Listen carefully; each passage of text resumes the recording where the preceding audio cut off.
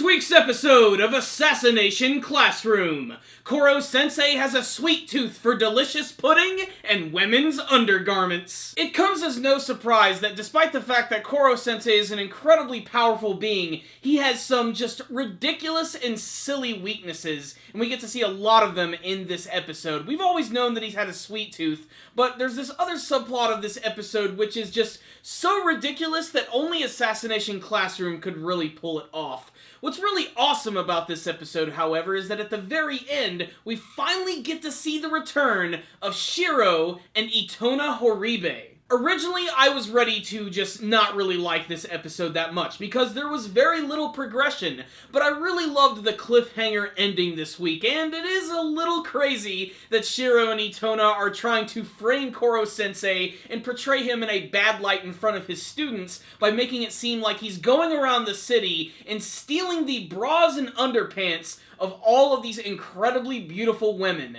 F cup and up. However, something that I think is really strange is that I think it would take a little bit more than this to actually discourage the students. You'd think they would have seen the worst of Koro Sensei at this point. They already know that he's a complete and total perv, but it still ends up being one of the big plot points of this episode. So the first half of the episode is just crazy. Basically, it's time for Kaede Kayano to finally shine and show what she is truly made of. Not fit to just no longer be a support character, she decides that she's going to take charge by tricking Koro Sensei with one of his greatest weaknesses, his love for sweet snacks. And one of his greatest wishes is to eat a giant pudding. Yes, a giant pudding. So what they're going to do is, they're going to get a little bit of help from the Ministry of Defense, and they have this giant cooking device which is going to create this massive pudding topped with caramel, and at the very bottom is going to be a bomb. From the beginning, it was very obvious that this plan was just not going to work whatsoever, although I have to admit, I was laughing quite a bit when Koro Sensei's eyes just exploded when he saw this massive pudding and decided to eat it. Just the noises he was making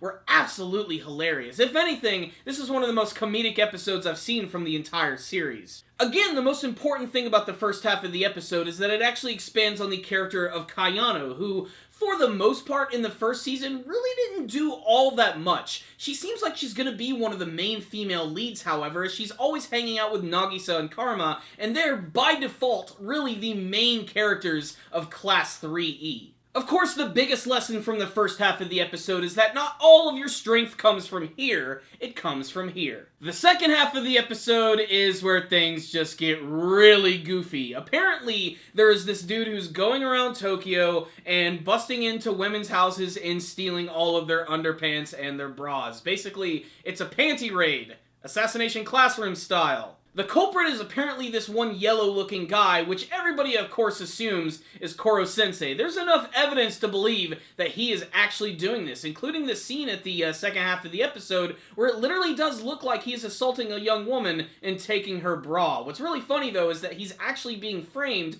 by Shiro and Itona in this ridiculous plan, all in an effort to make the students lose faith in Koro Sensei and to trap Koro Sensei himself, because the students inherently are going to try and figure out what's going on here, although I don't believe that Shiro and Itona actually planned for the students showing up at the end of the episode. But apparently the guy who's been sneaking around and actually stealing all of these bras actually is one of Karasuma's assistants, ones that we saw in a previous episode who had practically no speaking lines whatsoever. They then end up trapping Koro Sensei in this massive tent, which is made up out of the material, which is anti-Koro Sensei material, and then suddenly at the end of the episode you see Itona jumping out of the sky, and it seems like he has some sort of upgrade to his tentacles. They look a lot sharper, so I cannot wait to see how the next episode is going to open up, hopefully with a really ridiculous and over-the-top action scene. So what's the rundown on this week's episode of Assassination Classroom? This episode was just goofy as hell. Just a lot of really great funny moments. I love when Koro Sensei was trying to convince his students that he wasn't a pervert at all, and he does that by bringing them to his office and showing him all of his dirty mags and basically claiming that he's going to throw them out. He also has all of these women's, bras just, on shish kebabs, which is just ridiculous. Probably gonna be the thumbnail this week. The biggest thing about this episode, however, is finally getting to see the return of the fan-favorite villains from the first season, Shiro and Itona. Shiro, in particular, is a character that I really dig, only because he's just so mysterious. I really cannot wait to see what that character is going to look like. My theory still stands that he has something to do with Koro Sensei and his past, and he might even be of a similar species because of the look of his eyes. But until we actually see this character, it's still in the dark. Of course, I could spoil myself by reading the manga version, but where's the fun in that? I'm really enjoying watching the anime version, which is just really high octane and has some amazingly funny moments and great imagery. If not the scene of Koro Sensei holding all the bras, but the one where that one student was imagining him being this big muscular badass. Also, this episode, I believe, finally solidified who my favorite student of Class 3E is, and believe it or not, it's the AI student Ritsu. She is just so incredibly fun and enduring, how she's constantly switching costumes. When they're playing cops and robbers with Karasuma, she's dressed up as a cop. When she's getting ready to go on a detective mission, she ends up looking like Sherlock Holmes. It's a nice touch, and it definitely puts a big smile on my face. But the biggest smiles were definitely come from all of the antics of Koro Sensei and his ridiculousness this week, whether it be him trying to cover up his alibi by saying that he was in space shaking up some seasoned fries, or just the scene at the very beginning of the episode with him just eating all of that pudding with the most ridiculous sound effects I've ever heard. It is a really funny series, and you should definitely check this one out. It's a series that's really funny, but will also occasionally have some pretty cool action scenes. So at the end of the day, this was another fun,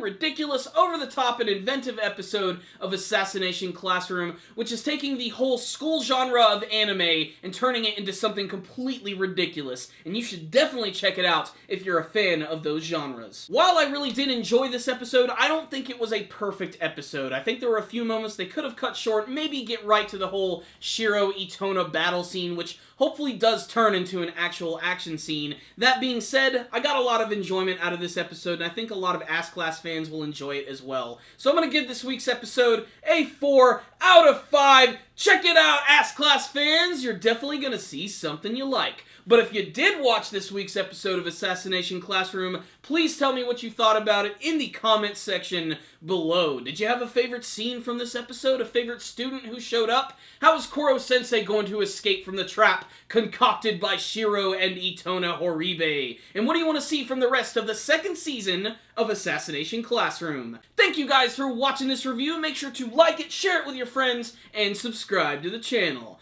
Thank you guys again for watching, and as always, stay dandy, baby!